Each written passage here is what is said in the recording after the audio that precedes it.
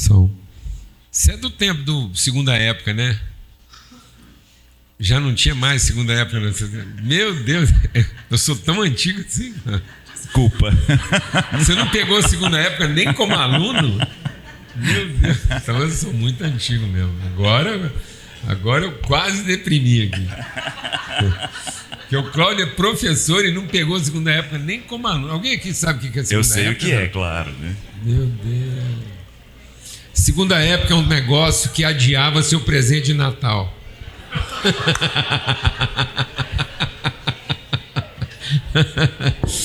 Quem ficava de Segunda Época só ganhava presente de Natal lá depois do dia 15 de janeiro. Né? Ficava lá, guardado lá, só para... Outra coisa que você precisa explicar é o ponto. É o ponto. Eu também não sou da época do ponto, mas eu sei. Você sabe o que é ponto. Ponto era uma coisa assim, tomar o ponto. O que quer dizer tomar o ponto? Você tinha que decorar a matéria e depois alguém te tomava o ponto. O ponto quer dizer que você tinha que repetir tudo que estava escrito lá no livro, ponto a ponto, exatamente como é que estava escrito. E eu tenho uma lição pedagógica. Hoje a gente é muito assim, a gente sublimou demais a coisa. Minha mãe trabalhava em casa. Minha mãe ela fazia uma arte. O trabalho dela era uma arte, porque ela retecia o tecido estragado. Então, como naquela época tinha muita roupa de linho, de seda, então ela fazia a recuperação. Ela cortava um pedaço do tecido e chamava cerzido invisível, que você colocava uma peça de tecido e retecia o tecido sobre o tecido. Então era fantástico ela trabalhando lá. E vinha coisa até de outra cidade para ela recuperar lá, enfim, coisas assim de família, enfim. E eu nunca reprovei de ano, mas eu era campeão de Segunda Época. Então, assim, prazo estendido. E eu me lembro que eu estava numas férias lá e Segunda Época de Geografia.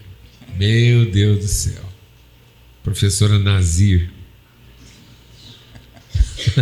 Eu lembro do boné que ela usava. De geografia você não lembra muito, não, mas do nome dela. Ela quase abandonou a carreira de professora por causa de mim, tanto que eu transtornei a aula dela. Um dia ela jogou as coisas dela para cima e saiu da aula. Eu não dou conta. Eu acho que eu fui o único aluno da Nazir que levou ela na sala do diretor. Posso contar essa história ou não? É para você ter esperança com seus filhos. Não desesperar. Eu estava lendo um gibi, porque as carteiras eram com tampa. Eu levantei a tampa e estava lendo um gibi na aula de geografia. Agora você sabe o que eu fiquei de Segunda Época. E a Nazir passou perto de mim e enfiou a mão na carteira e tomou minha revista. E pegou minha revista e falou que eu estava fazendo aquilo de modo impróprio, tá, enfim. E que ela ia tomar minha revista. Aí eu falei, então eu queria falar com a senhora me encontrar na sala da diretoria depois da aula. E eu fui lá na sala do diretor, pedi uma reunião com a minha professora de geografia e para falar para ele que eu não estava lendo a revista sobre a carteira, mas que eu tinha aberto a carteira, que a revista estava lá dentro e que ela fez uma apropriação indébita. E que eu tinha sido lesado do meu direito de ter a revista, porque a revista não estava no ambiente da sala de aula, estava dentro da carteira. Enfim, foi um rolo danado.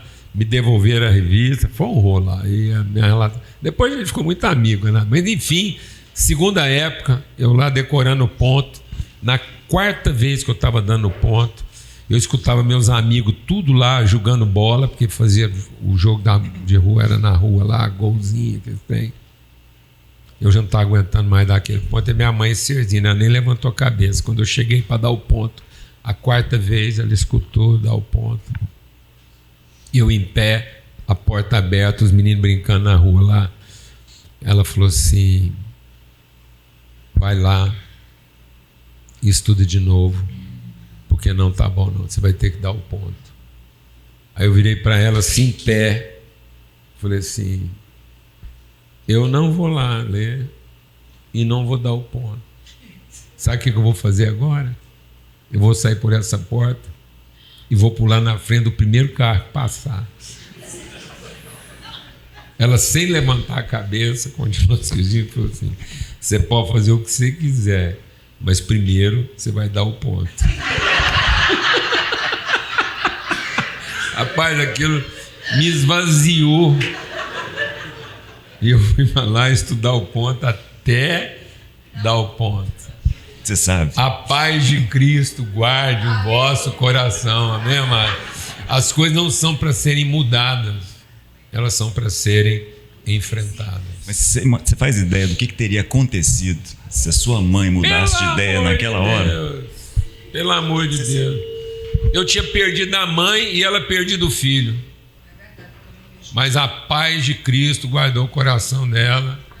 E as pessoas estão saindo desse lugar, as pessoas estão querendo ter a vida que imaginaram e não ser a pessoa que foram feitas para ser, para enfrentar a vida que tem que ser enfrentada.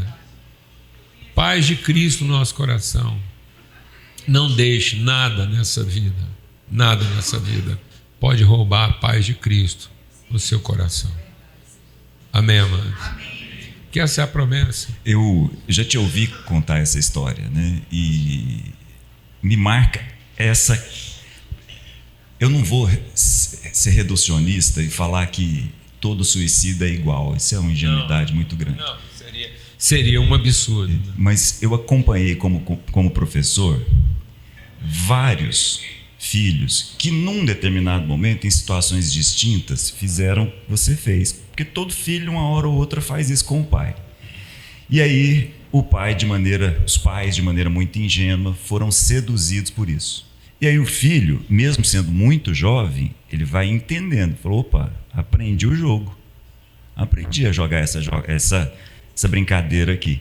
Até que chega uma hora em que ele começa a alimentar isso de uma forma tal que aquilo passa a ser a única solução que ele tem para a vida dele. Exatamente. Porque foi assim que ele foi resolvendo os problemas dele, né? Ruim isso, né? Exato. E o que a gente não está percebendo, eu vou falar uma coisa aqui muito grave, porque isso é uma situação que está colocando o mundo debaixo de ameaça. O medo da morte. O medo da morte, o medo do enfrentamento, o medo do aparente colapso, essa ideia de que a morte é uma coisa, representa um colapso, representa o fracasso, representa a falha, né?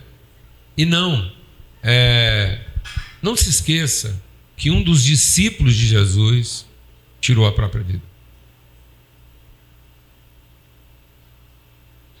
Amém? Estava entre os discípulos de Jesus alguém que se desesperou da vida a ponto de achar que ela não valia ser vivida. Um dos principais líderes de Israel, um dos nomes mais conhecidos em Israel, que é Sansão, tirou a própria vida. Num outro contexto. Com outro propósito. Então, e tudo em função do quê? E tudo em função de um desapontamento, uma frustração vivida, mal vivida. Lembre-se que Judas não era um discípulo qualquer.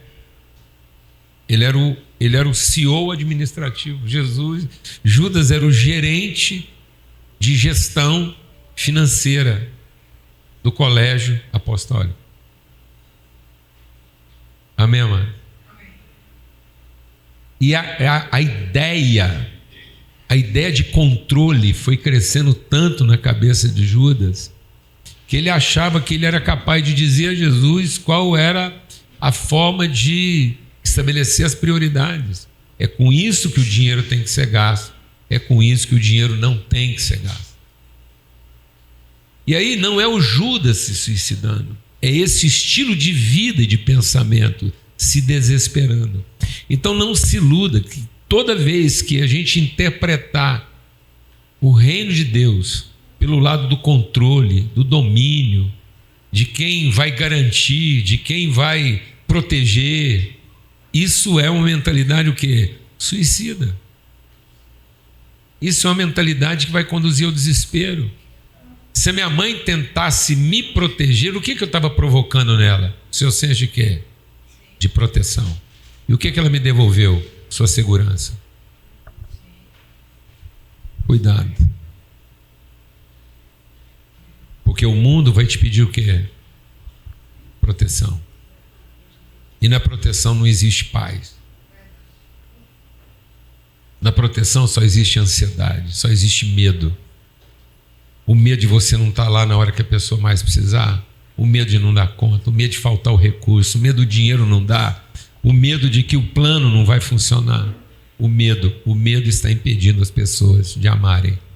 Porque onde houver resíduo de medo, de ansiedade, onde você achar que a vida é para ser protegida e não para ser compartilhada, você não vai amar, você vai ceder.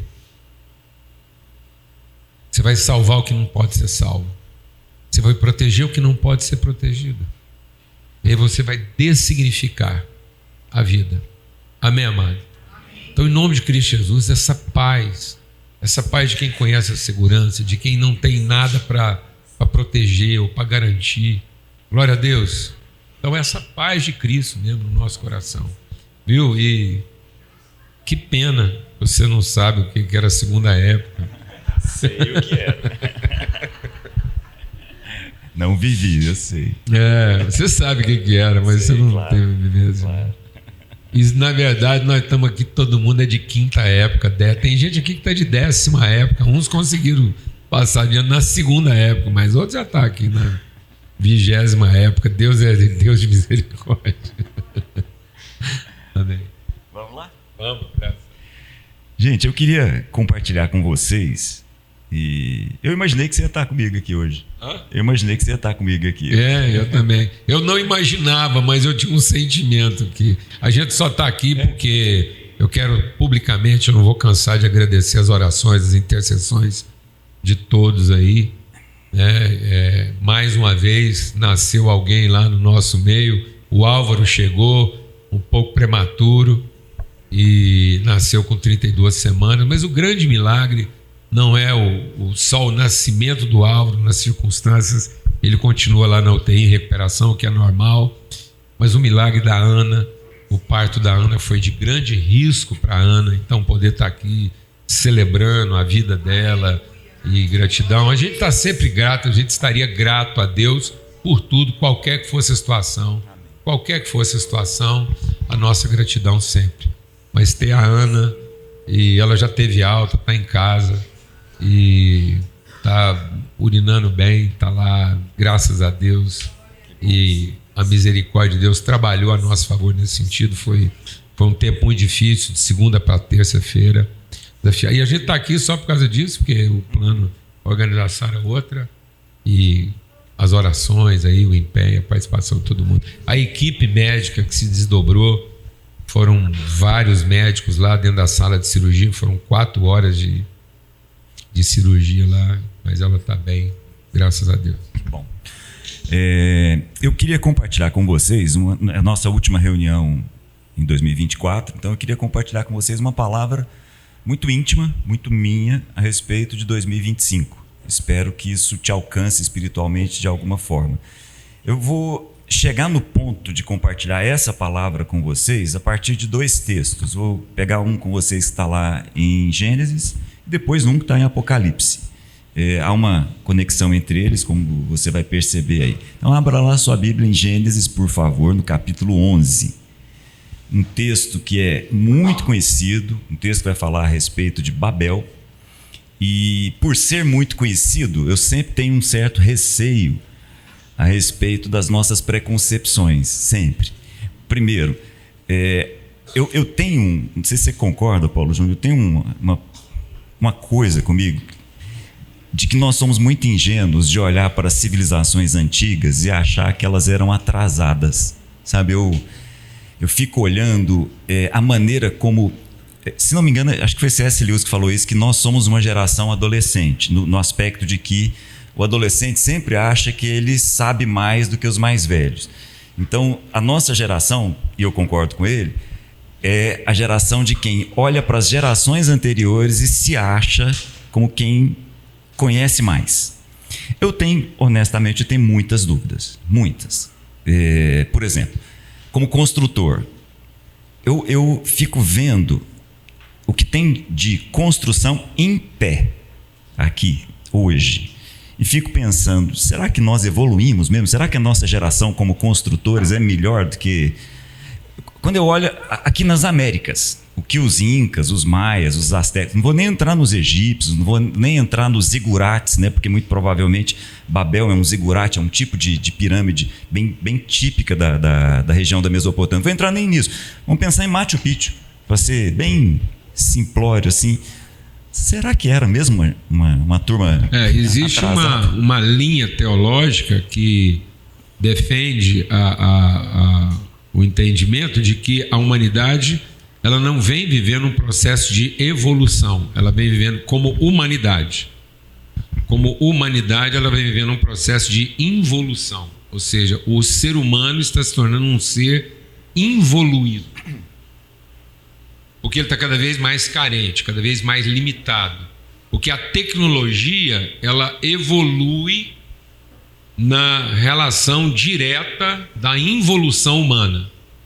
Então você tem uma cadeira de rodas para um paralítico, você tem um aparelho auditivo para um surdo, você tem um óculos para um míope. Então o equipamento tecnológico, ele corresponde a uma involução. Então o equipamento tecnológico é um artifício da inteligência artificial para produzir uma compensação da involução. Ou seja, não fosse o equipamento, talvez a gente estaria se comunicando telepaticamente. A gente estaria desenvolvendo nossa cognição espiritual a ponto de eu conseguir saber o que você está pensando a partir de uma relação tão íntima. Então minha mulher não precisava me mandar um WhatsApp. Eu saberia às 5 horas da tarde o que a Alana estava sentindo e o que ela estava precisando de mim, ainda que ela estivesse do outro lado do planeta. Tal seria a nossa conexão. Mas como a gente evoluiu, a gente substituiu isso por um equipamento na base de fio, de satélite e tudo mais. Então há uma teoria de que o Jó pertence a um período pré-diluviano. Então a humanidade começou a evoluir a partir do dilúvio, porque foi uma glacial que tirou toda a estrutura, e depois, notadamente, essa evolução piorou a partir de Babel, que eu acho que é o que está aí. Você veja, né? A gente quase não percebe isso, mas, por exemplo, do ponto de vista espiritual, vou falar de uma espiritualidade bem simples. Quando a gente olha para o Egito, aí a gente vê Deus dizendo assim para Moisés: Moisés, está vendo essa vara aí? Ela vai ser importante. Através dela você vai gerar sinais de credibilidade no meio do povo. Muito bem. Então, quando você chegar para conversar com o faraó, você pega essa vara e joga ela lá no meio. Ela vai se transformar numa cobra. Quer ver? Faz aí. Aí Moisés faz. Pá. Aí ele fica com medo. Deus fala para ele: não, pode pegar. Aí ele vai, pega, transforma em vara novamente. A gente não percebe. A gente vai lendo o texto assim de maneira muito leve. Quando Moisés faz isso na frente do faraó, o faraó chama os sábios egípcios, e eles fazem a mesma coisa. Veja, o que nós perdemos? Opera o mesmo sinal. Opera o mesmo sinal. Aliás, os magos egípcios vão operando os mesmos sinais, isso. Até lá para o 5º ou 6º sinal, eles fazem a mesma coisa. Até o terceiro. Até eles conseguem transformar a água do Nilo em sangue, eles conseguem trazer rã do Nilo. Aí quando chega na hora de produzir piolho, aí eles aí já na hora de criar, né? Exatamente. As mutações, eles são capazes. Então veja, como é que nós podemos dizer que as gerações anteriores são atrasadas? Quando eu olho para essa geração aqui da Torre de Babel, Mesopotâmia, no Louvre tem lá o Código de Hammurabi. O Código de Hammurabi, agora que a gente consegue ler, que a gente consegue decifrar, a gente olha e fala assim, por exemplo, no Código de Hammurabi tem a lei de Talião, que a gente acha estranho, né? Olho por olho, dente por dente, que é uma lei para manter a proporção das coisas que são feitas do ponto de vista judicial, de tal forma que se eu roubei uma vaca, você não vai lá e rouba todo o meu gado, né? Então a lei de proporção. Mas na lei de Talião fala a respeito da presunção da inocência. Nós estamos falando de 4.000 anos atrás. Então será que era uma turma atrasada? E por que eu estou falando isso? Por que eu estou fazendo essa longa introdução? Para a gente não olhar esse texto como quem olha para uma sociedade atrasada, distante da nossa, vivendo coisas que nós não estamos vivendo até hoje. É só por isso. Então, quando a gente olha aqui, Gênesis capítulo 11 diz assim: No mundo todo havia apenas uma língua, um só idioma. Como o Paulo Júnior acabou de comentar, nós estamos vivendo os dias pós-dilúvio. Então, logo depois do dilúvio, nós temos uma nova construção da sociedade a partir dos 3 filhos de Noé. Tem lá o Sem, o Cã e o Jafé. Sem, de onde vem os semitas, o povo de Deus inclusive vai vir daí, os hebreus vêm daí. Cã, de onde vem toda a civilização cananeia. Inclusive, entre os cananeus, tem uma figura muito interessante. Entre os filhos de Cã, tem uma figura muito interessante, que é Nimrod.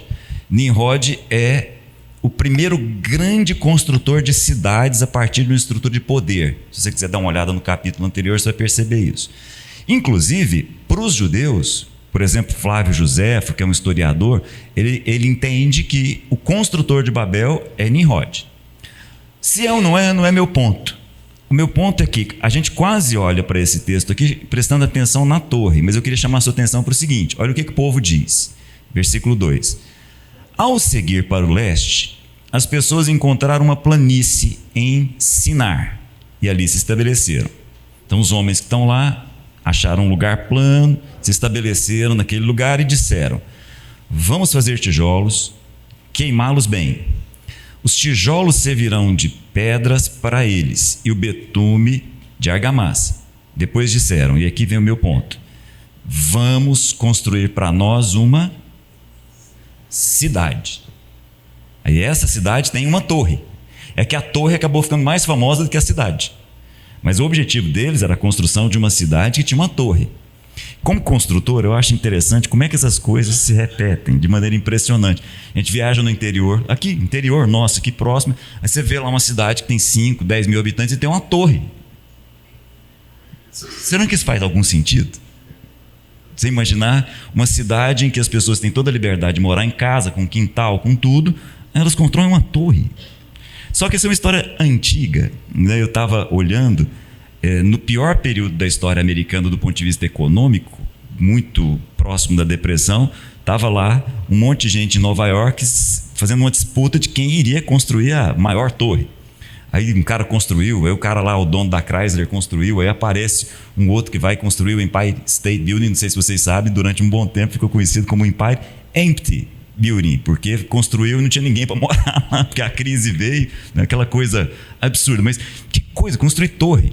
Aí a gente vai para o Oriente, você vai vendo aquele monte de torre, aí a gente vai para Camboriú, Balneário Camboriú. Você fala assim, gente, o que deu na cabeça desse povo de construir tanto prédio que impede, inclusive, o sol de chegar na praia? Não sei se vocês sabem disso. Fiquei vendo lá, o Renan me levou para ver a praia. Bem a propósito, as 2 cidades com as maiores torres do Brasil são Camboriú e Goiânia. E Goiânia ostentava a 2ª e a 4ª posição. Agora, quando terminar as torres de Camboriú, Goiânia vai cair para a 6ª posição e as 5 posições principais vão ficar exclusivamente com Camboriú. Mas é curioso saber que Goiânia tem uma mania de torre, apesar de ser uma planície. Ou seja, se tem uma coisa que não faz o menor sentido em Goiânia, são arranha-céus. Ou seja, Goiânia tem um viés de espiritualidade religiosa. Existe a religiosidade do poder e da ostentação dessa cidade, a ideia da superioridade, daqueles que prevalecem uns sobre os outros e que querem ocupar os lugares mais altos, como uma população emergente que quer tocar Deus. Isso é patente e está lá em Camboriú. Se tem um lugar que não faz o menor sentido, eu vou lá. Eu conheci Camboriú quando não tinha um prédio ainda. Eu conheci Camboriú. E é chocante. E curiosamente, ao lado de Camboriú está Florianópolis. Florianópolis, até então, eles estão segurando a onda de ser proibido construir qualquer coisa na orla que tenha mais do que 4 ou 5 pavimentos. É uma das cidades ainda com maior restrição urbanística.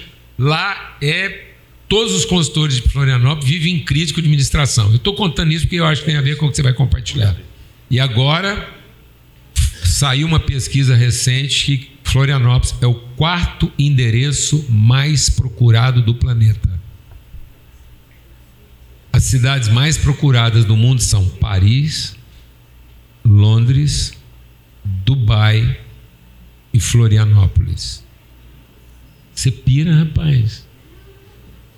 Florianópolis está na frente de Nova York. Como será por quê? Talvez é porque seja uma cidade que não tenha torres. E esse destaque é para a gente se conectar com um texto que parece antigo, falando de uma civilização que parece antiga, com coisa que parece que não tem nada a ver com a gente. É por isso que eu estou destacando, porque o que interessa, eu queria chamar a atenção, vem agora. Qual que era o objetivo de construir a torre? A cidade com uma torre. O objetivo é o seguinte: primeiro, alcançar o céu. Segundo, tornar o nosso nome famoso. Terceiro, não sermos espalhados pela terra. De novo, eu vou frisar isso quantas vezes for necessário. Não fica pensando que esse texto aqui não tem a ver com a gente. Não fica pensando que isso daqui tem a ver com uma sociedade que é antiga. Porque nós ainda queremos construir torres e nós ainda queremos alcançar o céu. E aqui eu preciso parar, porque como a gente parte do pressuposto de que esse povo aqui é um povo ingênuo, a gente fica achando que o alcançar o céu para eles é alcançar as nuvens. Nunca foi, viu, gente?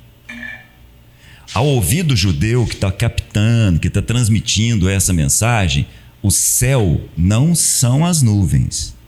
Se você prestar bem atenção, você vai lembrar, por exemplo, quando Jesus conta a parábola dos 2 filhos. Aí o filho mais novo, quando ele se percebe no lugar onde ele está, ele fala assim: deixa eu preparar um discurso para voltar para casa. Aí ele vai preparar o discurso dele para conversar com o pai dele. Aí ele diz assim: pai, lembram? Pequei contra o céu e contra ti. Vocês acham que o ouvido judeu que estava ouvindo Jesus contar aquela parábola estava pensando que eles estavam falando a respeito das nuvens? Não. Esse povo que está aqui construindo uma torre, eles não estão querendo construir uma torre que toque as nuvens. Eles querem construir uma torre que toque o céu. Nós é que bagunçamos isso. É bom que a gente entenda. Quando Deus cria... Para alcançar as nuvens existia o Sinai. Isso. Tinham montanhas. Montanha. Para alcançar as nuvens tem montanha. Eles estão querendo tocar os céus a partir de uma planície. Se fosse para alcançar as nuvens, bastava eles fazer 2 pavimentos na montanha mais alta. Presta atenção que isso aqui é um desafio de quebra do paradigma. Ninguém pensa em alcançar as nuvens começando uma construção na planície. Amém, mano? Amém. É ser visto pela divindade. Isso. A necessidade de ser visto e reconhecido por Deus. E tocar a Deus. E tocar a Deus. E tocar, né? Que é o que o diabo prometeu no Éden. Uhum. Faça alguma coisa que vai fazer com que você toque, que você faça a conexão terra-céu a partir da terra. É isso. Então, não fique imaginando que quando eles querem construir uma torre a partir de uma planície, eles querem tocar as nuvens, eles querem tocar Deus. E mais, como o texto diz aqui, eles querem que o nome deles seja famoso. E aí, de novo, não pense vocês que isso mudou. Não pense que isso mudou. Mas continua do mesmo jeito. Nós temos uma tendência natural de fazer algo que toca Deus para ser reconhecido por Deus. Essa é uma atitude que está em nós, em todos nós. Com o quê? Com os nossos medos. Segundo, eu acho que faz todo sentido, uma das grandes razões para construir uma torre numa planície é que, se Deus inventasse de fazer outro dilúvio, eu estaria protegido no alto da torre. Essa é a expressão que os judeus entendem, que vem de Nimrod. Se afogar, ele vai ter que afogar ele. Exatamente. Mas veja que eles estão mostrando os seus medos. E aí, guarda o que eu vou dizer com você, leve essa palavra para 2025. Quando Deus olha para essa situação, ele percebe então o medo de vocês é que vocês sejam espalhados. Então eu vou espalhar vocês. Entenda isso, porque a atitude que vem na sequência não é a atitude de um Deus mal resolvido, que está chateado lá do céu, porque o homem fez alguma coisa que o incomodou. Não é isso, não. é Deus confundindo o homem para que ele saia do seu estado de confusão. Deixa eu explicar isso melhor, porque parece que eu estou jogando com as palavras. E não é isso. Esse é um princípio muito importante. Muito. Quando Deus confunde o homem, ele confunde o homem para que o estado de confusão do homem não seja uma condição, mas seja simplesmente um estado. Para que o homem não seja um ser confuso, Deus agora coloca ele em confusão. Por isso, o que nós falamos agora há pouco a respeito da sua mãe. Imagine se Deus tivesse deixado Jó em confusão. Eu não estou mudando de assunto, ok? Já vou voltar na torre aqui. Jó era um cara confuso. Mas você fala, Jó era um cara confuso? Jó era um cara confuso. Sabe por que Jó era um cara confuso? Porque Jó achava que a relação dele com Deus era uma relação em cima do que ele fazia de bom e o que ele fazia de mal. E aí ele acordava de manhã e pensava assim, bom, meus filhos deram um banquete ontem, vai que eles cometeram algum erro, deixa eu fazer o seguinte, deixa eu já compensar o erro dos meninos, oferecendo a Deus um holocausto. Perceba, Jó é um cara confuso. Jó era um cara que achava que tinha uma relação com Deus a partir do que ele fazia de certo e de errado. Deus do céu olhou para ele e falou assim, para que Jó não seja uma pessoa confusa, eu vou confundir Jó. Vocês estão entendendo? E se tem uma coisa que Jó foi confuso, sem entender absolutamente nada, exatamente para sair de um estado de confusão que o tornaria na condição de confuso. Vou repetir, eu não estou aqui brincando com vocês, nem jogando com as palavras. É o seguinte, imagina se Jó morre achando que a vida era oferecer a Deus holocaustos e Deus abençoá-lo a partir do que ele fazia. Como é que Jó teria morrido? Confuso. Para que Jó saísse da confusão dele, o que Deus fez? O confundiu. Jó, agora você não vai entender nada mesmo, porque eu vou fazer com você aquilo que você nunca imaginou. Vou fazer com você aquilo que você não merece. Já que você raciocinou a sua vida toda a partir do seu merecimento, então eu vou fazer com você algo que te confunde. Eu vou agir com você a partir daquilo que você não merece. Aí Jó fica perdido. Jó e todo mundo que está ao redor dele. Estou tocando nesse ponto porque é exatamente o que acontece com a torre. Quando as pessoas apresentam os medos delas, Deus vai lá no medo dela e fala assim, o medo de vocês é que vocês sejam espalhados? Então tá, eu vou cuidar disso. Eu vou espalhar vocês. Jó, o que você mais temia é o que está acontecendo, porque essa é a expressão que Jó usou. O que eu mais temia me aconteceu. Aquilo que eu receava, depois se você quiser, está lá no início de Jó, capítulo 3. Jó dizendo, o que eu mais tinha medo de acontecer comigo, me aconteceu. É isso mesmo. É como isso? Se, Cláudio, é o Salmo 23 lá. Cuidado com a sua ansiedade de futuro. Porque às vezes você está garantindo a certeza da concretização dos seus medos. Porque eu muitas vezes não vou conhecer o propósito de Deus se eu não passar do limite dos meus próprios medos. Esse é o ponto. Então, por isso que às vezes eu falo assim, você está guardando dinheiro para quê? Para eventualmente um dia você precisar, um dia eu vou precisar porque um problema de saúde. Deus vai honrar a sua crença para salvar a sua fé. Então, para que eu possa alcançar fé, eu vou ter que passar do limite das minhas crenças. Então, num certo sentido, Deus vai cumprir o perímetro da minha crença. Então, cuidado com aquilo que você tem medo, porque pode ser a sua principal garantia de futuro para que você possa conhecer o seu eterno. Amém, amados? Amém. Porque foi isso que Jó declarou. Tudo que eu tinha medo precisou me acontecer.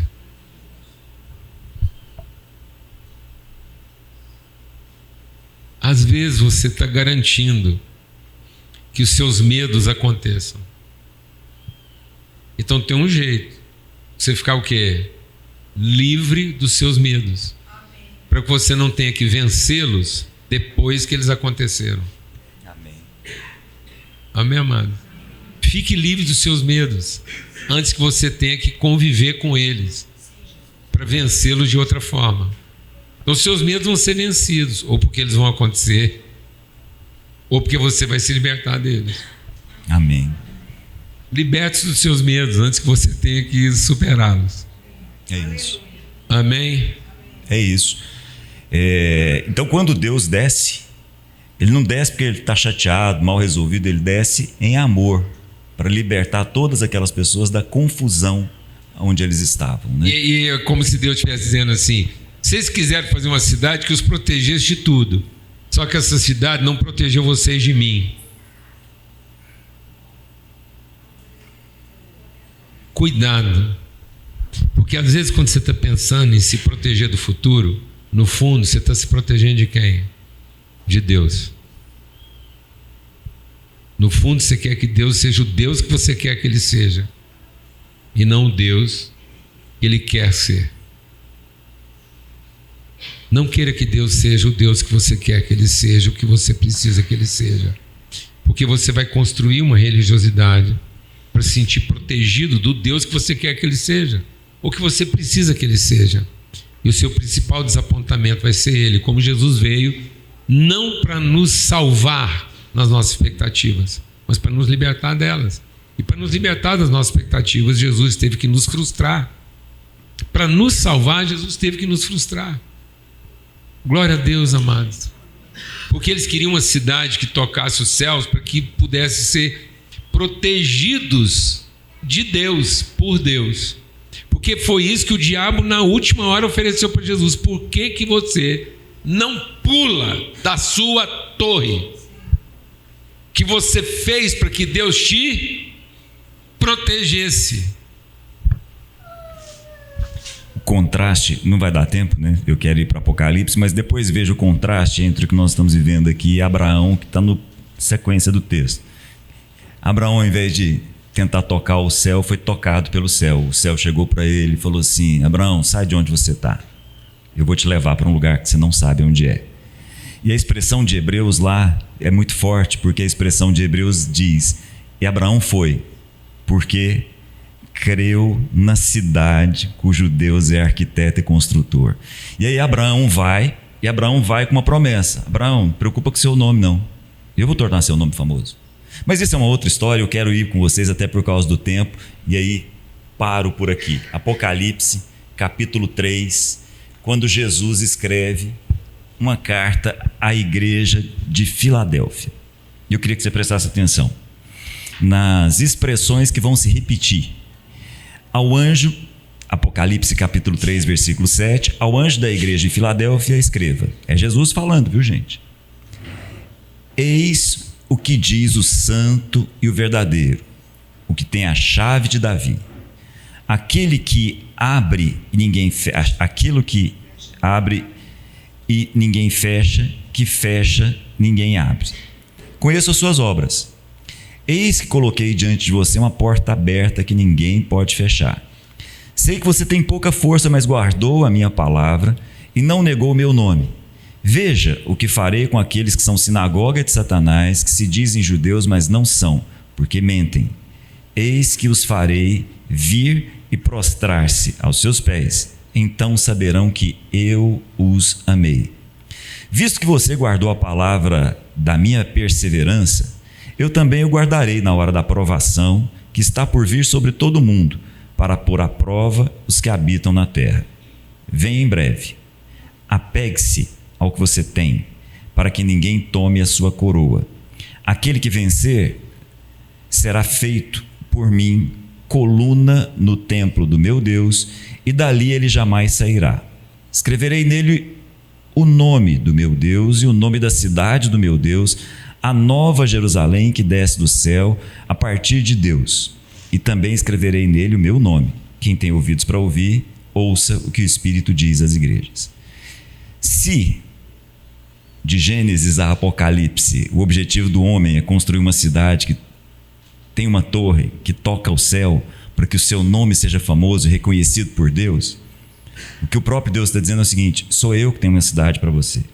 E essa cidade desce do céu e vai até você. Sou eu que tenho um nome para você, porque sou eu que te amei desde sempre. É assim que termina a história. A história não é diferente disso. Mas o que eu queria compartilhar com vocês, como palavra para 2025, além do que nós já compartilhamos até aqui, além daquilo que a própria palavra está nos dizendo: eu te conheço, eu te amo, sou eu que te guardo nos períodos de provação, sou eu que te entrego uma coroa. A coroa aqui, gente, a palavra coroa aí não é coroa de rei, não. A coroa é diadema do vencedor. Sou eu que estou te dando a coroa, sou eu que estou te tornando uma pessoa vencedora. Mas a palavra para 2025 que eu queria deixar para você é a seguinte: eis Jesus falando que coloquei diante de você uma porta aberta que ninguém pode fechar. Leva essa palavra com você. Essa é a palavra que Deus tem entregue na minha vida. Eu estava aqui há alguns anos, sentado aqui numa cadeira, e uma senhora do meu lado. Foi muito interessante. Estava eu, Luciano e a senhora. E na hora que eu sentei, ali estava bem ali, naquele lugar, ela virou uma pedra, assim, uma coisa estranha, achei estranho. Cumprimentei e tal. Na hora de ir embora, ela falou: posso falar uma coisa com o senhor? Eu falei: pode. Luciana do meu lado. Desde a hora que eu cheguei aqui, eu te vejo diante de uma porta. Eu não podia sair daqui sem te entregar essa palavra. Eu nunca mais a vi, não me lembro dela, mas eu queria compartilhar essa palavra. Nós estamos diante de uma porta. A porta é para ser atravessada. Não é, em nome de Jesus, não se prenda ao que já foi. Não se deixe tomar pela culpa das coisas erradas que você fez. Não se deixe tomar pela culpa das coisas certas que você poderia ter feito e não fez. Avança e atravessa a porta que é o próprio Jesus que está mantendo aberta diante de você. Que em 2025 todos nós possamos atravessar essa porta que Ele abriu para cada um de nós. Não é uma porta que nós temos a chave, não é uma porta que nós temos o poder de abrir, é a porta que Ele abre e coloca diante de nós para que a gente atravesse. Em nome de Jesus, eu não sei qual é a porta que está aí diante de você, mas quero te desafiar a, junto comigo, em 2025, atravessar essa porta e passar, sabendo que tudo aquilo que nós precisávamos, nós já temos. Nós já temos um nome na eternidade. Nós já acessamos o céu, nós não precisamos mais tocar o céu. O céu desceu até nós. É completamente diferente. E os nossos medos são só para nos levar adiante, vencendo todos os nossos medos e atravessando essa porta. Amém?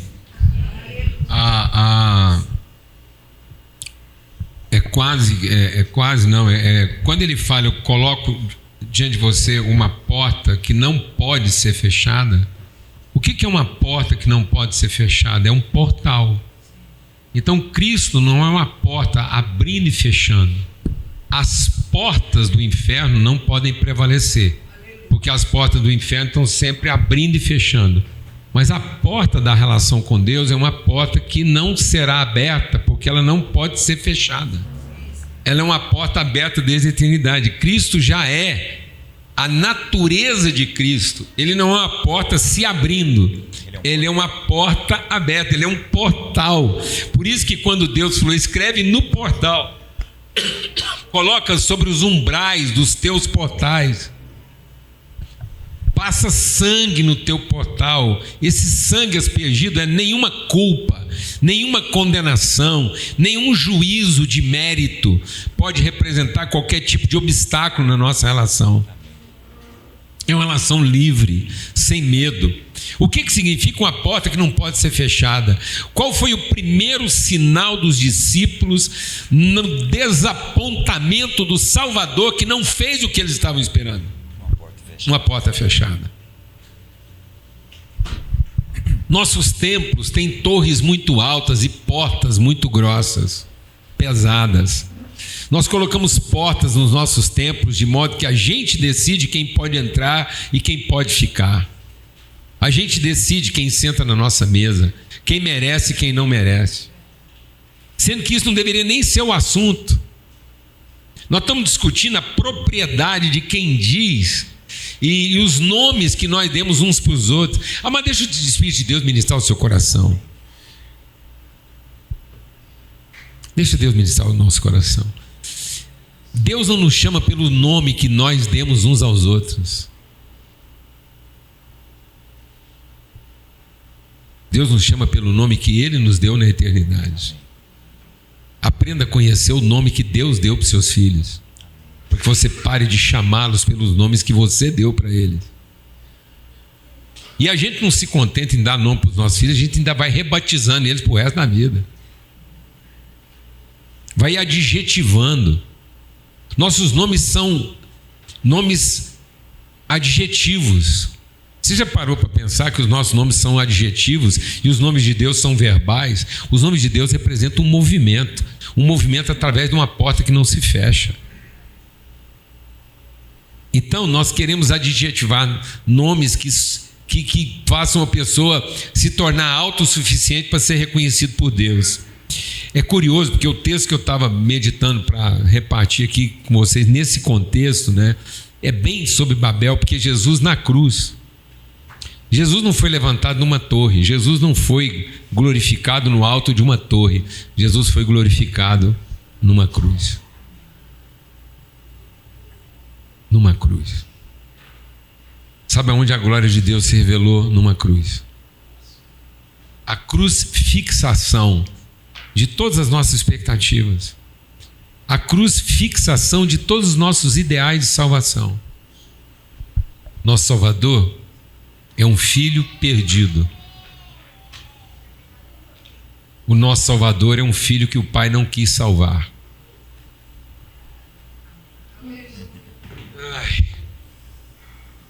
Na forma como a gente queria que ele fosse salvo. Recebe isso hoje, irmãos. Nós queremos salvar o nosso filho no alto de uma torre, numa cidade murada, com portas bem trancadas. Nós trancamos as portas para salvar os filhos. E Deus coloca um portal. Nós levantamos uma torre para os nossos filhos ficar no lugar mais alto. E Deus os coloca numa cruz. Até sem roupa. O nosso Salvador foi crucificado pelado. Não foi com a roupa que custou tanto para a gente comprar. Qual era a marca da fivela que Jesus estava usando no cinto com o qual ele foi crucificado? Qual é a marca da bolsa que ele carregava quando ele foi crucificado? Qual era a grife da camisa que ele estava usando no momento da sua glorificação?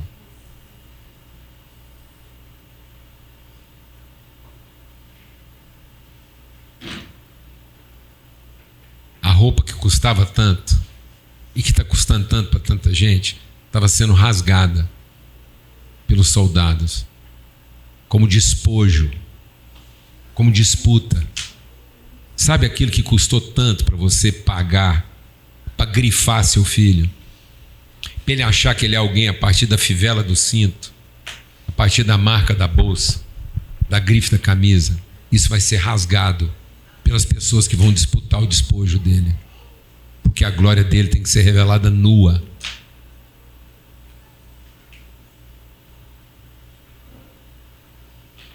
Não no alto de uma torre, mas no propósito de uma crucifixação, daquele que conseguiu superar todos os limites de qualquer expectativa que pousasse sobre ele.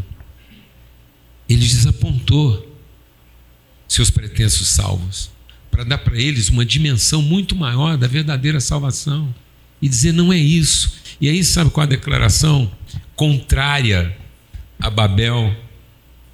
Essa declaração, Jesus diz assim, lá na sua crucifixação. Quando eu estou falando aqui, Paulo não está insistindo em crucifixação, é pelo você entender que ele está sendo imobilizado. Amém? A mão dele não vai fazer mais nada. O pé dele está fixado, a mão está fixada. Não é a salvação do que eu posso fazer, do que eu posso realizar. É a salvação pela significação plena da pessoa que eu me tornei. e não a pessoa que eu me tornei a partir da marca que eu carrego, do emblema que custa tanto pagar por ele. Não. Ele diz assim: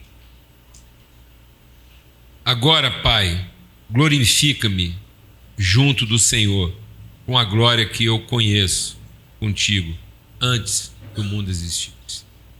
Sabe, amados, não é poder, é glória. E muitas vezes o nosso poder é para não depender de ninguém. A gente quer ter poder para não depender de ninguém. E sabe aonde o poder nos leva? A solidão. O poder te deixará solitário. Aquilo que você lutou tanto para ter vai garantir uma única coisa na sua vida: solidão. Porque Deus não prometeu poder, Deus prometeu glória. E glória é relação. Glorifica-me junto de ti. Porque se não for uma glória da relação, não adianta ter o poder da solidão. Nós estamos investindo nos nossos filhos para que eles tenham poder para quê? Para não depender de ninguém? Que coisa! Eu quero que meu filho tenha a glória de depender de todo mundo. Meu Deus, que coisa mais bendita, rapaz. Pode contar com todo mundo. Contar com todo mundo. Chegar num lugar e alguém está te esperando e fala assim: ei, amigo, estava esperando por você para poder te ajudar, devolver um pouco do que eu tenho recebido. Isso é glória, mano. Glória não é você ter tudo para não depender de ninguém. Glória é você poder não ter nada para dependermos uns dos outros. Glória está em poder depender uns dos outros. Ter uma cadeira com nome de amigo e não de grife. Eu lá quero ter cadeira com nome de grife. Eu quero ter cadeira de amigo. Eu até gosto de uma grife, desde que ela tenha nome de amigo. Amém. Tem dificuldade nenhuma. Isso aqui é uma caneta de grife.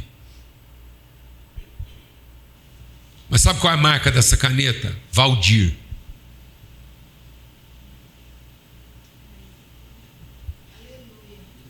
É isso aí. Tá bom? Agora arruma outra igual, companheiro. Compra uma. Compra alguma coisa que não tenha nome de quê? De amigo. É isso. Essa é a glória. Por isso Jesus está dizendo: eu quero a glória que eu tinha contigo. Que os seus filhos queiram a glória e não o poder. Que eles sejam herdeiros da glória de uma memória e não de um poder. E eu escrevi uma coisa aqui que eu queria testemunhar. O poder é reconhecido e exaltado na devoção. A glória é conhecida e manifesta na relação. E Babel procurava poder na devoção. E Deus quer revelar a glória da relação. Glória a Deus, amado. E aí eu pedi para o Daniel: Daniel, tem a foto aí, coloca aí para mim o Cruzeiro do Sul do Brasil. A gente tem que falar tanto sobre isso, e eu acho que é momento de novo da gente colocar isso aqui. Isso aqui é o centro da bandeira brasileira. Isso é a constelação do Cruzeiro do Sul. Eu cheguei aqui hoje de manhã e falei: Damo, nós ficamos devendo para a congregação aqui uma música que a gente falou que ia ensaiar, acabou não ensaiando. Eu queria ensaiar assim uma opereta com ele lá, que é uma música assim meio clássica. Fazer aqui um Pavarotti, que é o Vá Penseiro, que é uma música falando da misericórdia, da fidelidade e tal, do quebrantamento. Nós vamos cantar, eu e você vamos cantar aqui Vá Penseiro. Mas essa semana eu mandei para um punhado de gente, para um punhado de amigo, o Índio, na voz do Zé Ramalho. Porque por uma coisa assim, porque eu tenho essa fé, o povo acha que eu estou meio doido, mas tem uma profecia que fala aqui do Planalto Central, que isso aqui, tem muita profecia falando que aqui é uma nova Jerusalém, que aqui é os confins da terra, é a praça para a humanidade, é o lugar do encontro de todas as nações, tem um trem meio, tá certo? E o Caetano Veloso escreveu essa música, o Índio, que diz assim: o índio surgirá de uma estrela colorida brilhante e descerá numa velocidade. estonteante. E aí fala, é como se a volta de Jesus glorificado para trazer a glória de Deus na terra fosse na figura de um índio. E não na figura convencional que nós estamos conversando. Aqui lá está falando de uma música messiânica. O índio é uma música messiânica. É uma profecia messiânica que se cumpriria no Planalto Central. E sabe o que é curioso? Termina assim a música. E a nossa grande perplexidade é que quando esse índio descesse, ele nos surpreenderia pelo óbvio. No fundo, a gente ia perceber que era algo que a gente não sabia. Já sabia, mas que a gente ignorava por conta daquilo que a gente entendia. Não deixe o que você entendeu tornar você ignorante do que você pode conhecer. Você está querendo entender sobre poder e Deus está querendo que você conheça sobre glória. Não abandone o seu conhecimento da glória em favor do seu entendimento de poder. A gente entendeu o poder e está vivendo de acordo com o que o poder é entendido. Mas Deus quer que você viva pelo conhecimento da glória e não pelo entendimento de poder. O que isso tem a ver com o Cruzeiro do Sul? É porque o Cruzeiro do Sul é a única estampa do Cruzeiro do Sul no mundo invertida.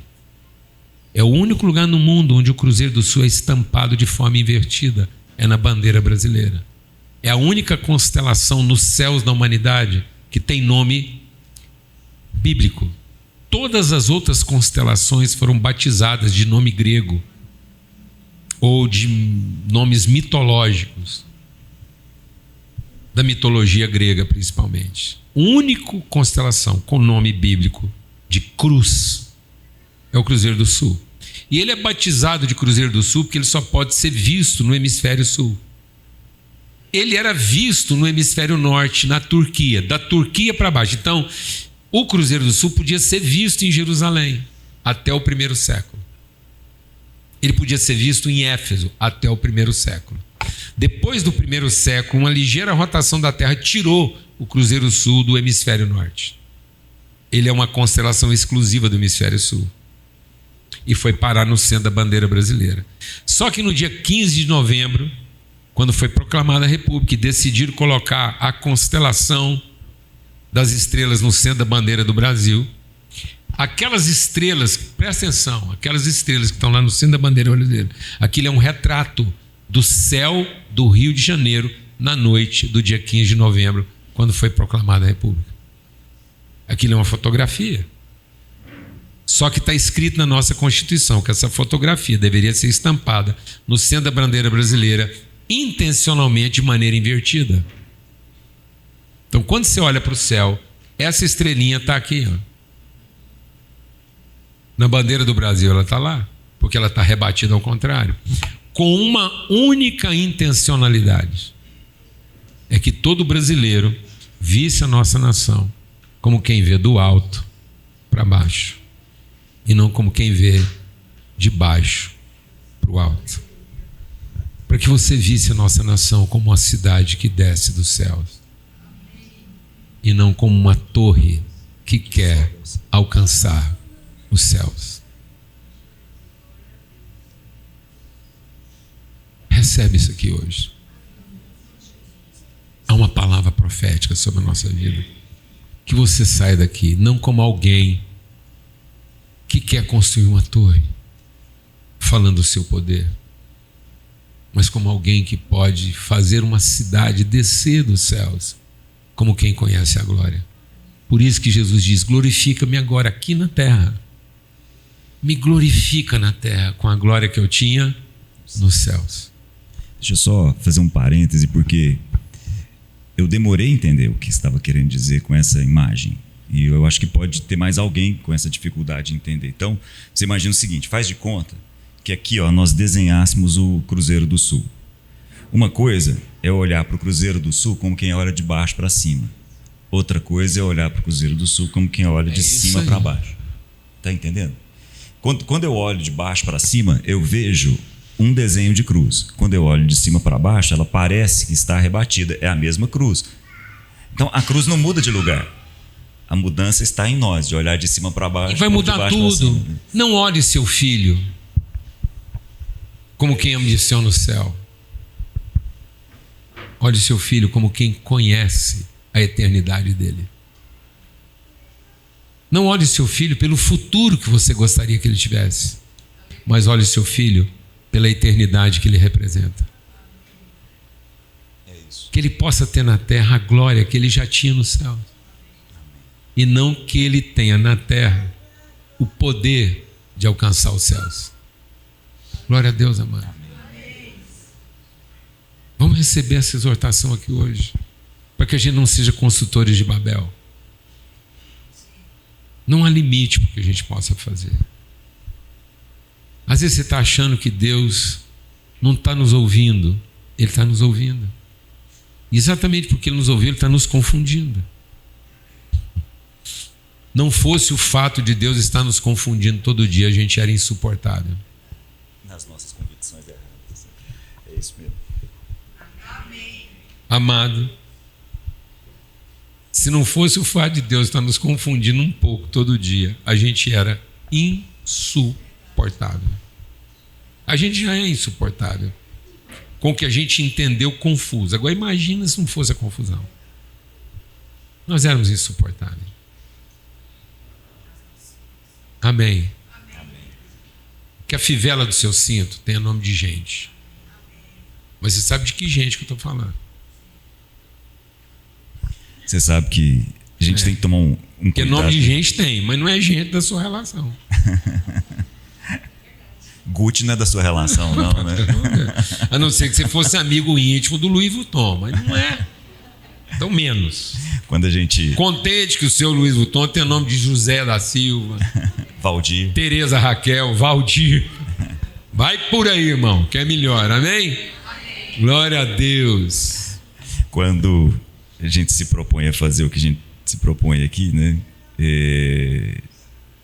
Muitas vezes eu vou cortando algumas coisas, dado o tempo, né? E eu cortei uma coisa que eu não devia ter cortado do que eu tinha pensado em trazer aqui. Eu ganhei um livro agora de Natal, um livro escrito por um índio, Ailton Krenak, não sei se vocês conhecem.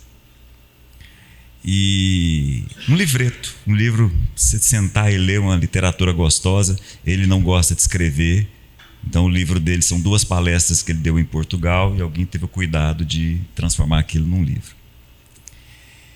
E aí ele diz 2 coisas dentro do que você acabou de falar que eu cortei, mas eu vou voltar em tempo. Não, pelo amor de Deus. Não mutila, não. Ele diz assim, de novo falando dessa questão de sociedades que a gente acha que são atrasadas, ele diz assim, perguntado a respeito do indígena de uma forma geral e tal, né? E perguntado a respeito da preocupação dele com os índios. Ele falou, não tem preocupação com os índios, porque há 500 anos nós estamos trabalhando a nossa subjetividade e a gente vem se mantendo. Estou preocupado com os brancos, que não estão mantendo, não estão segurando a sua subjetividade. Sabe como é que os Yanomamis chamam os brancos? O povo da mercadoria. Por quê? Porque é um povo que se define a partir das coisas que tem. Que tem, do mercado. A gente tem que ouvir um índio falar isso pra gente. Exatamente. E olha, pasme, vai ler a nossa história. E quando a gente está falando desse Brasil, é porque há esperança ainda nesse país em relação para o mundo. E amados, eu tenho dito uma estatística aqui para vocês que eu vou ter que corrigir. Eu falava para vocês que 60% dos nossos jovens querem morar fora do Brasil. Principalmente os jovens de poder de classe média, média alta. Aqueles que poderiam transformar essa nação estão vendendo a alma para ser escravo de Babilônia, para poder usar suas marcas com tranquilidade. Mas agora o Ricardo Amorim, que é um estudioso do mundo corporativo, corrigiu minha estatística. Ele diz que é 75% do jovem brasileiro gostariam de morar fora. Nós estamos sendo sequestrados. Sabe para quê? Para o nosso jovem ser fabricante de tijolo, CEO de alta tecnologia. Sabe por que Babilônia levava os jovens para fora? para trabalhar em usina de tijolo. Fazer o igual, cada vez mais igual e mais fácil de ser igual para poder ser melhor substituído. Sabe o que Babilônia pôs o povo para fazer? Tijolo. Sabe o que o Egito pôs o povo para fazer? Tijolo. Porque fazendo tijolo eles não queriam ter filhos. Fabricantes de tijolos em vez de pai de família. Operários de olaria. Construtores de torre. 75% dos nossos jovens. Porque perderam a glória dos afetos para almejar o poder que garante o futuro. Em nome de Jesus, uma das principais capitais exportadoras de gente para o mundo, Goiânia. Nós estamos exportando, nós estamos vendo os nossos filhos serem sequestrados e estamos nos vangloriando disso. Estamos achando que isso é prosperidade. Zero apelo afetivo. Então, em tempo, essa palavra, nós temos que voltar com ela. Amém. Em favor dos nossos filhos e dos nossos netos. Que eles amem esse lugar. Que queiram trazer a glória dos céus para a cidade. E não construir torres que alcancem o céu. Uma visão totalmente, numa outra perspectiva, num outro entendimento. Amém, irmãos? Que seja um ano de virada. Deus está abalando as estruturas dessa nação. 2024, Deus está abalando as estruturas dessa nação. No mundo religioso, no mundo corporativo e no mundo político partidário. Nós estamos vivendo um abalo. Não sei se vocês estão percebendo. É um abalo silencioso. O mundo corporativo está sendo abalado. Grandes empresas brasileiras estão sendo vendidas ao capital estrangeiro. O Brasil está sendo silenciosamente saqueado. Nós vamos ser dominados de capital estrangeiro. A nossa economia está perturbada. Nós somos a moeda com menor taxa de valorização em relação ao dólar no mundo hoje. Sabia disso? Que o Brasil hoje é o menor câmbio do dólar no mundo hoje. 6,17. Nenhuma moeda sofreu tanta desvalorização em relação. Todas as moedas sofreram alguma desvalorização, mas o recorde de desvalorização em relação ao dólar, com a economia pujante que nós temos. Celeiro do mundo, vendendo comida para o mundo inteiro. Como é que um país que vende comida para o mundo inteiro pode ter a moeda mais desvalorizada em relação ao dólar? Me explica isso no mundo econômico. Quem alimenta a humanidade tem a sua moeda barateada. Se isso não é uma mecânica financeira para manter a gente o quê? Escravo.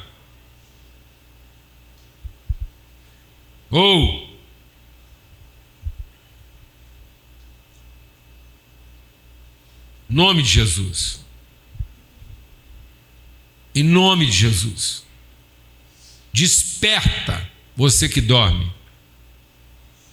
Abre os olhos e o Senhor te iluminará. Amém? Nós estamos sofrendo um abalo. Olha as principais instituições espirituais. Quem deveria estar... Os nossos líderes jovens protagonistas de um avivamento. Todos em colapso. Todos nós enfrentando colapso. Todas as áreas. Da minha geração, é quase perder esperança com os líderes da minha geração.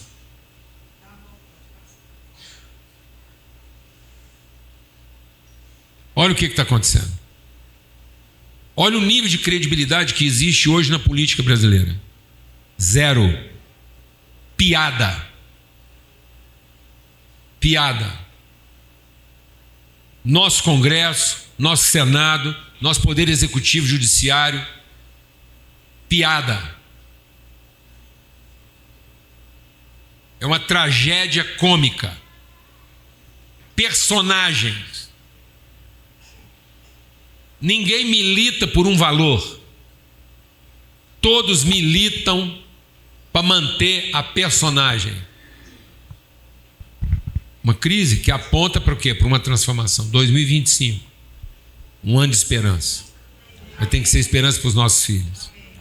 Quem vê a vida numa outra perspectiva. Estabeleça isso na sua casa. Fala, Deus, eu quero entrar por esse portal. Eu quero entrar naquilo que o Senhor preparou. Eu não quero que o Senhor tenha que invadir a porta que eu tranquei. Eu quero atravessar a porta que o Senhor nunca fechou. Vamos declarar isso para o nosso coração. Eu não quero que o Senhor tenha que atravessar a porta que eu fechei, querendo proteção. Eu quero atravessar pela porta que o Senhor nunca fechou, para que eu conheça a tua glória. Glória a Deus, amado. Existe um portal na sua casa que nunca foi fechado. Não queira que Deus tenha que atravessar a parede que você levantou e a porta que você trancou, querendo proteção.